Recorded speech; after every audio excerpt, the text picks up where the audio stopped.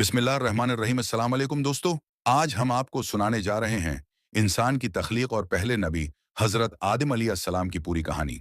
आइए चलते हैं इस ईमान अफरूज सफर की तरफ। अल्लाह ने जमीन से मुख्तलिफ रंगों और खुसूसियात वाली मिट्टी उकठी की। इसी मिट्टी से हजरत आदम अलैहिस्सलाम का पैकर बनाया। जब अल्लाह ने उनके जिस्म में रूह फोंकी तो वो हरकत करने लगे।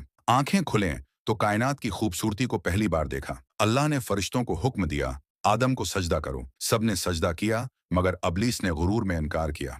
यूं अबलीस हमेशा के लिए मरदूद हो गया। हजरत आदम को जन्नत में ठहराया गया। फिर हजरत हवा अलैहिस्सलाम को भी उनका साथी बनाया गया। दोनों जन्नत में सुकून के साथ रहने लगे। अल्लाह ने फरमाया, सब कुछ तुम्हारे लिए है मगर उस एक दरख्त के करीब न जाना।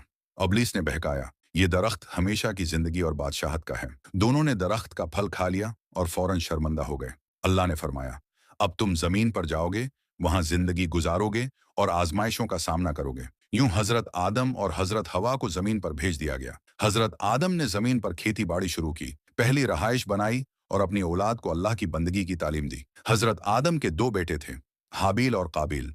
काबिल ने हसद की वजह से हाबिल को कत्ल किया। ये दुनिया का पहला कत्ल था। हजरत आदम और हजरत हवा ने अल्लाह से गड़गड़ा कर दुआ की, आए रब, हमने अपनी जानों पर जुल्म किया, अगर तो हमें मुआफ ना करे तो हम खुसारा पाने वालों में से होंगे। अल्लाह ने उनकी तौबा कबूल फरमाई। हजरत आदम तकरीबन 930 साल जिंदा रहे। जब वक्त वफात आया तो फरिश्ते अल्लाह के हुक्म से उनकी रूह ले गए।